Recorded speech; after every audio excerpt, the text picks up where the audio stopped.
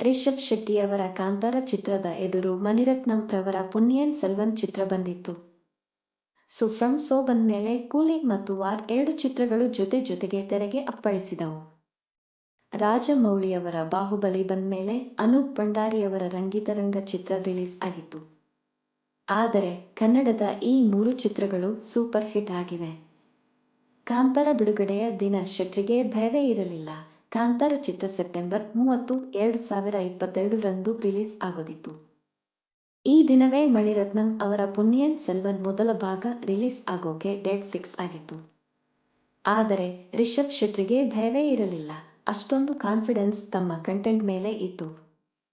ಅತಿ ದೊಡ್ಡ ಚಿತ್ರ ಬರ್ತಿದೆ. ಅದರಿಂದ ಕಾಂತಾರ ರಿಲೀಸ್ ಮೇಲೆ ಎಫೆಕ್ಟ್ ಆಗೋದಿಲ್ವೇ ಅನ್ನೋ ಪ್ರಶ್ನೆಗೆ ರಿಷಬ್ ಶೆಟ್ಟಿ ಆ ದಿನ ಒಂದೇ ಮಾತು ಹೇಳಿದ್ದರು. ಮಣಿರತ್ನಂ ಅವರ ಚಿತ್ರದಲ್ಲಿ ತಮಿಳು ರಾಜನ ಕತೆ ಇದೆ. ಅದನ್ನ ಅವರು ಹೇಳುತ್ತಿದ್ದಾರೆ. ಅವರ ಸಿನಿಮಾ ಬಂದರೆ ಬರಲಿ. ಅವರ ಚಿತ್ರಕ್ಕೂ ಒಳ್ಳೆಯದಾಗಲಿ. ಆದರೆ ನಮ್ಮ ಚಿತ್ರ ಬರುತ್ತದೆ.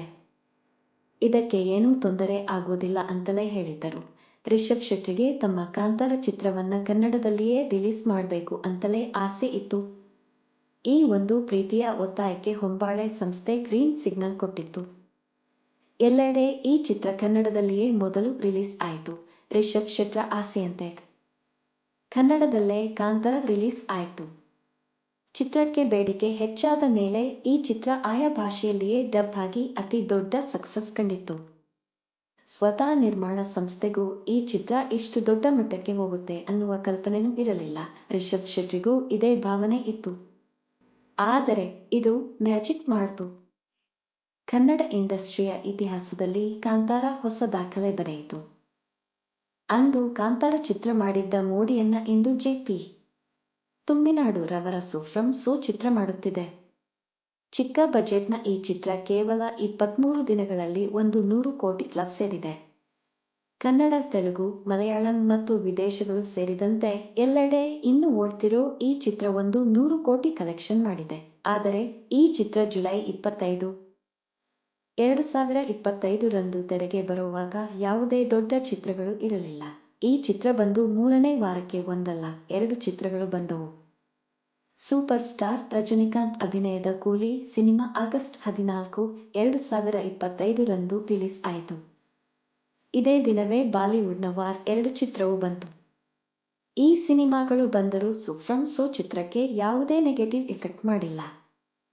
ಇದರ ಊಟದ ಮೇಲೆ ಯಾವುದೇ ಪರಿಣಾಮ ಬೀರಿಲ್ಲ. ರಂಗಿತರಂಗ ಬಂದಾಗ ಬಾಹುಬಲಿ ಬಂದಿತ್ತು.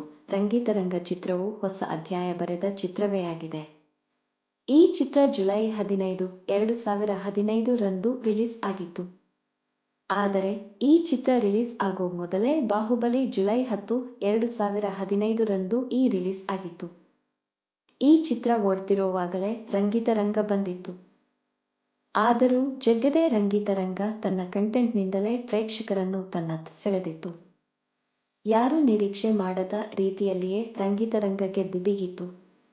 ಅಂದ್ರೆ ಒಳ್ಳೆ ಕಂಟೆಂಟ್ ಇದ್ದರೆ ಅದು ಜನಕ್ಕೆ ಇಷ್ಟ ಆದರೆ ಯಾವುದೇ ಬಿಗ್ ಬಜೆಟ್ ಸಿನಿಮಾ ಬಂದ್ರೂ ಕನ್ನಡದ ಕಂಟೆಂಟ್ ಇರೋ ಚಿತ್ರಗಳ ಗೆಲುವು ತಡೆಯೋಕೆ ಆಗೋದೇ ಇಲ್ಲ ಅನ್ನೋದಕ್ಕೆ ಮೇಲೆ ಹೇಳಿದ ಚಿತ್ರಗಳೇ ಸಾಕ್ಷಿ.